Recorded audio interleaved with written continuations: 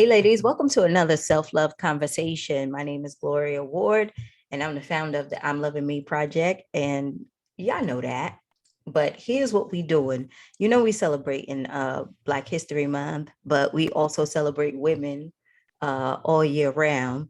And today we have an amazing woman, Miss Nakia Booker. Now, she is a cultural advocate and believes that art can be an outlet completely unbound by space and time. And I want her to introduce her story because she has an amazing, amazing project. She calls herself the Black Art Artivism. Black Artivism is the name of the project. Black Artivism. Yes. And so welcome, Nakia. I want to know exactly what that is first. I know it's a great look. It's a great hodgepodge of words, that I put together. I thought it'd be perfect for this project. It is simply the combination of art and activism.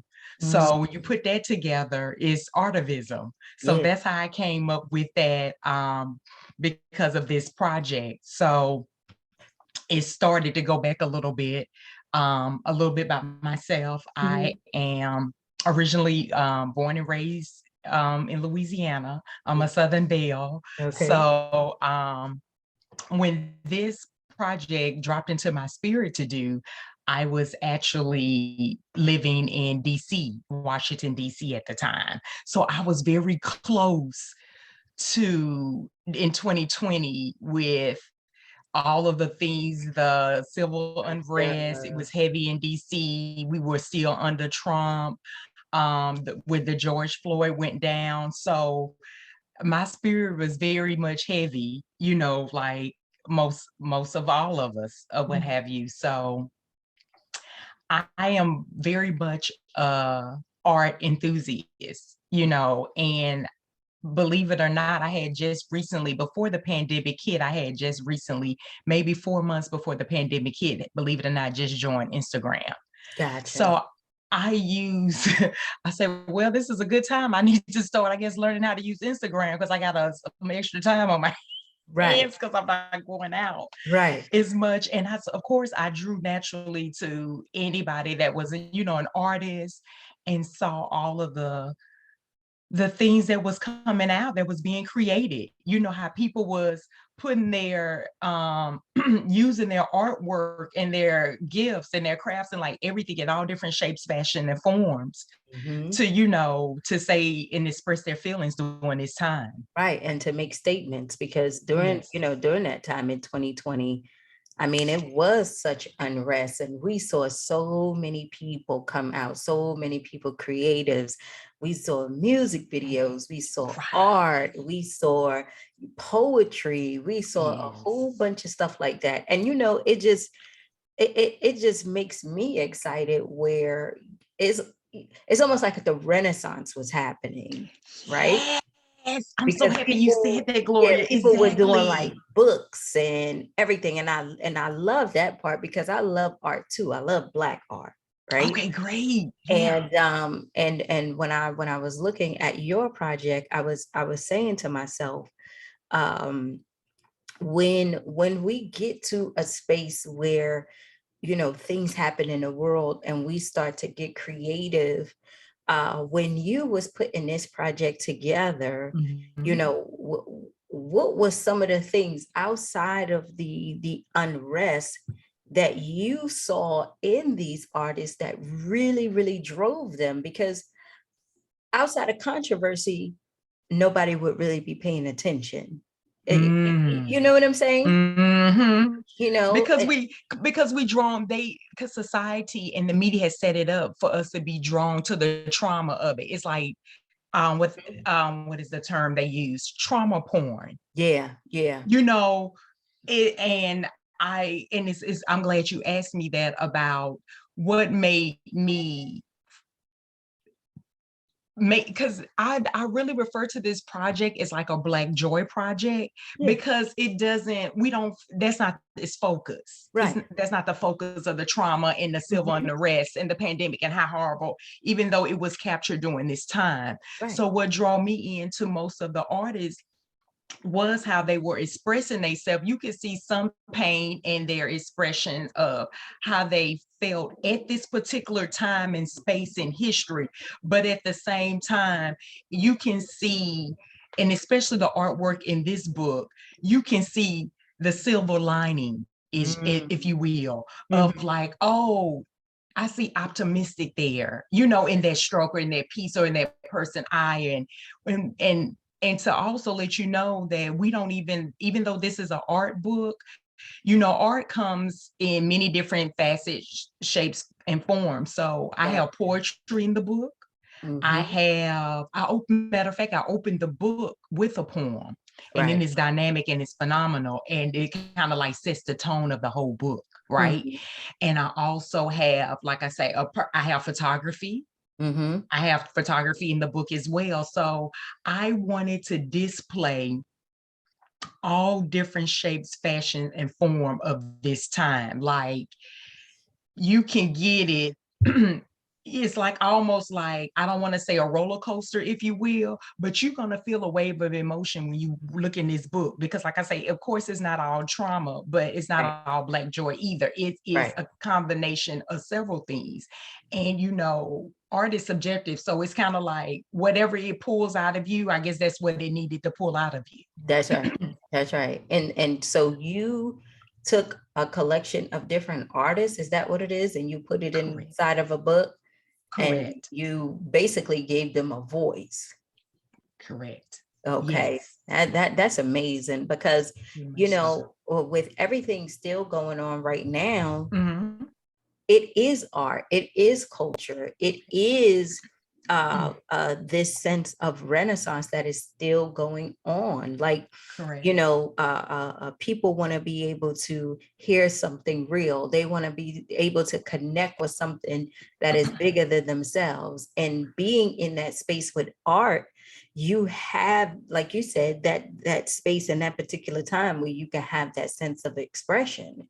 So Right. how did you choose the type of artist that you decided to work with? Because I know once you announced what you was doing, you got a Yeah. whole bunch of people. So how was you able to do that? Okay, so actually, I reached out to the artist because I didn't put out like a formal announcement or like, you know, we're Okay. collecting submissions or anything like that. And one reason I didn't do that is because I wanted to set the tone to have build a relationship with the artist is possible, and Mhm. to connect with them, because this is a personal project, and you know, Yeah. with artists, their work is personal as well. So Mhm. I didn't want to do just like, oh, draft the flyer, come on down, come on, come on. Right, right, right. because because because like I say, it's a during this time and this climate. So Yeah. it's just like, I thought it would have been kind of like impersonal, if you will, you know, just like, oh, come on, give me what you got or what have you. So I didn't do that at all. So I reached out to artists that I was following, that they had something that caught my eye, or I felt like that moved me, or I said, you know what, I think they'll partner well with this project. So Mhm. I reach out through DM or through email or whatever way I could contact them, and whatever information I could find on a particular at that artist at that time. So I reach out, I have a whole conversation with them. And each artist, I have over 20 artists in the book. So each one, the majority of the artists that's in the book, the first call was always nothing less than 2 hours. Wow. So once we got on, and like I told them, oh, look, this is the vision. This is what I'm trying to do. Tell me what you think. Tell me how you feel, what you going through. Let me like Mhm. paint a picture for me, you Mhm. know, and let me know if you feel like this is something you want to do. Right. And I wanted to, like I say, set the tone first, to be like, you know, you tell me how you Yeah. feel about it, if you want to Yeah. be a part or how you want to contribute. And I gave each artist like free will. I didn't say, I did let them know if it was a piece that I would like for them to contribute. And Mhm. some was like, yay, some was like, nay, or some will pull out, say, look, I got stuff you ain't even seen of. You Right. can pick from this, or I would like to, instead, I would like to submit this piece, Right. what have you, So like you that. So, actually let them use their creativity without right, boxing right, them into this whole space of what you thought will be good and what you thought will work for them. You right, kind of allowed them to have that creativity, which, correct. I read in your bio that you got this whole creative art side from, was it your grandfather? Yeah, it was my Yeah, tell me a little grandfather. bit about that. Yeah, for sure. So my grandfather was part-time a multimedia artist. I see he'll take all different types of things, stuff from the yard, from places he picked up, put them together, rearrange them, reshape them, spray paint them, paint, and create a work of art and hang it in the house. So Wow. I've been seeing it like my whole life, and he'll do that. He can make, it's just like he was just so phenomenal. He'll take things and reshape them and make them into something totally new and different.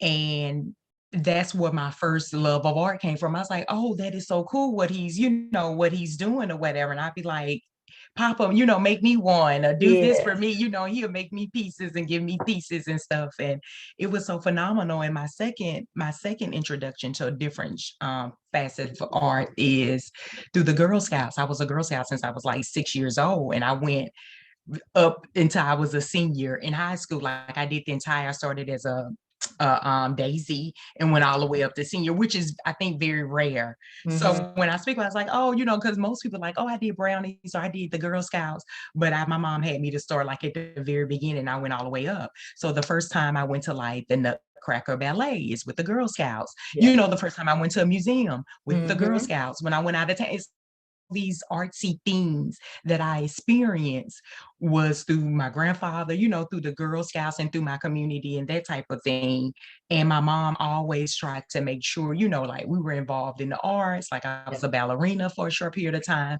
Like she was just like, and ever since then, it's like I was hooked in every different shape, fashion, and form of art. I was like, ooh, I love this too. And I love this too. So that's how I got into the arts. And I've always loved music and fashion as well. I always And it just wanted, evolved over the years. yeah, I always wanted to like find out what goes on in the mind of an artist Yeah, because it's really like a different vibe. Like you said, with your grandfather, he'll take something, he'll mold it, he'll yeah, see it, and it's just this beautiful piece that just comes out.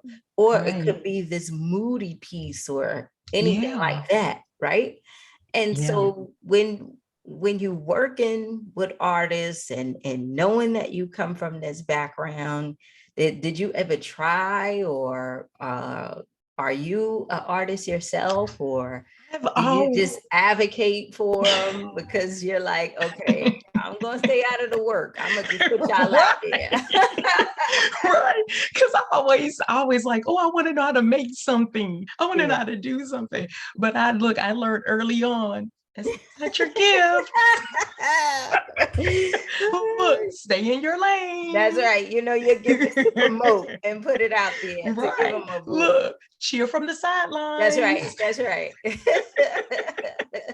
So what's So your yeah, goal with this whole thing? Like what do you want to accomplish? You have the book, but I know right. there's like a bigger vision. Yeah, definitely for sure. I want to use this first. I definitely want to say this is also my contribution to this moment in history.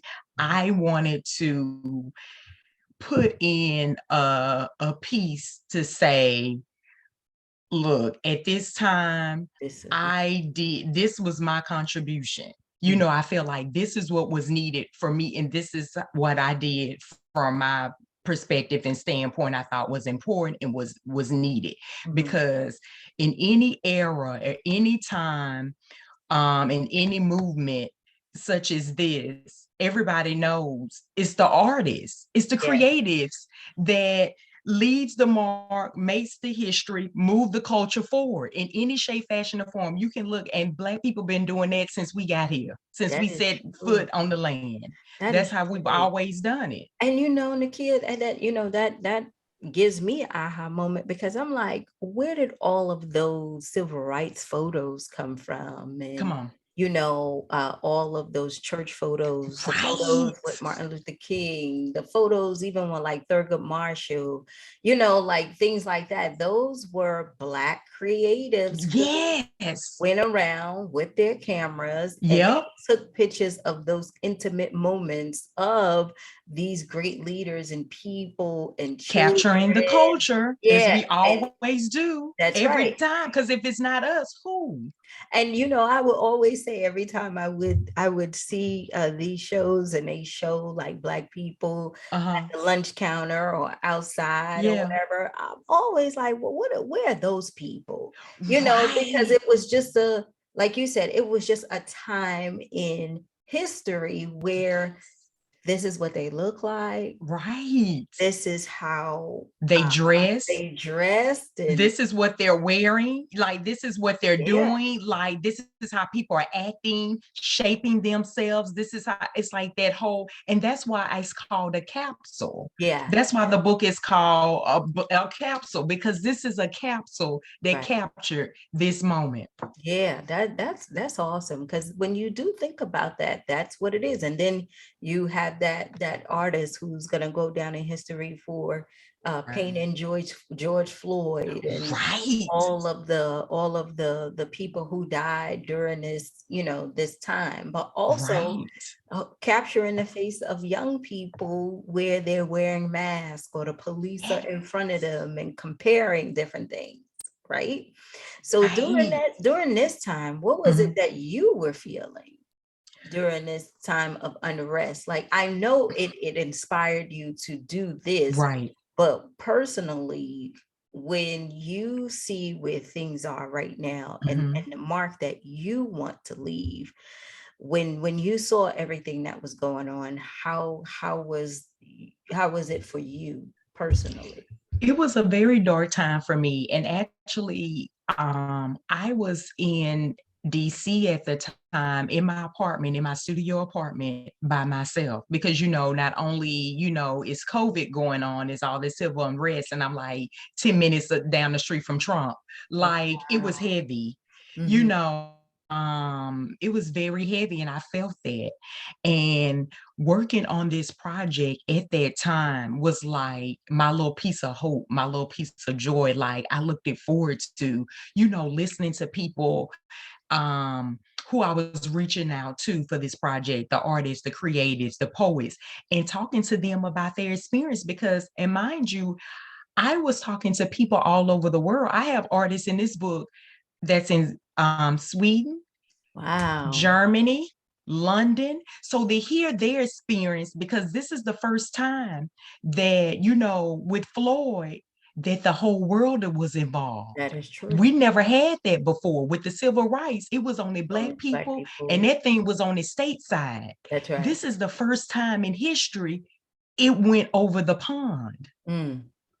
So it was just like it was a lot of emotions. It was fascinating because as I'm talking to Karen in London who contributed, and she's telling me like, girl, like this is what's going down, this is how I feel. So it's just like that was phenomenal to know, like in real time, Right. like outside watching on TV what's going on across the pond or what have you. And when I talk to like Marvin, who's in Switzerland, and just like, tell me about the Black people over there. Yeah, Is it a yeah, lot? Are they marching? Like, give me the tea, yeah. honey, because I Yeah. really want to know what's going on. So it was like I say, it was dark for us all, even though in a lot of times, listening to other dark stories, but it was also kind of like, it was kind of like having like a camaraderie like all over with this project, because we sharing experiences, we bonding because we all Black, That's and we right. all got, we was like, it's amazing how it's still the same feeling.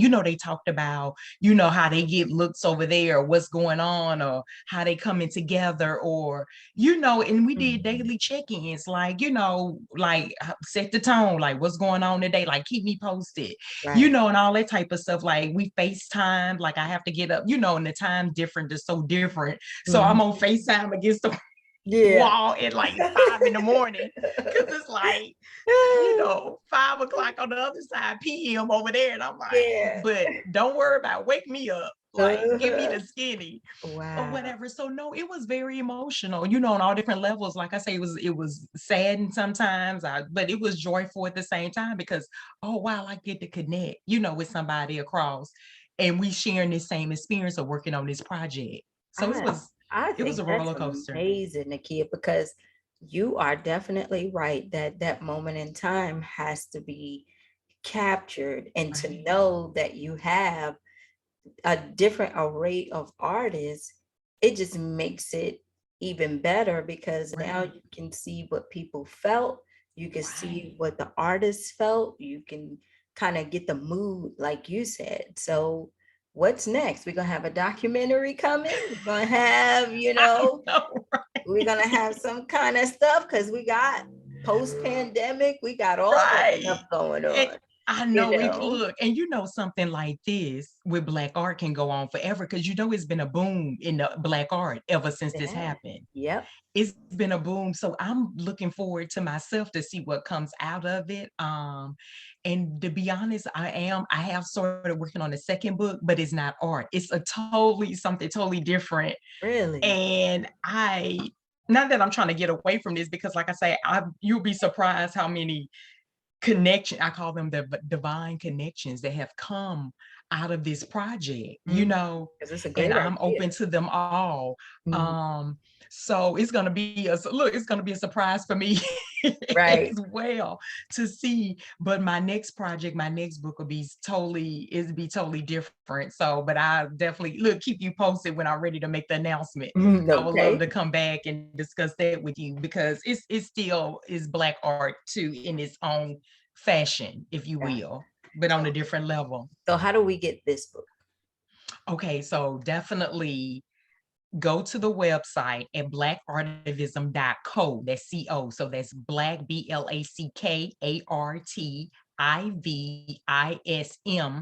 BLACKARTIVISM.co.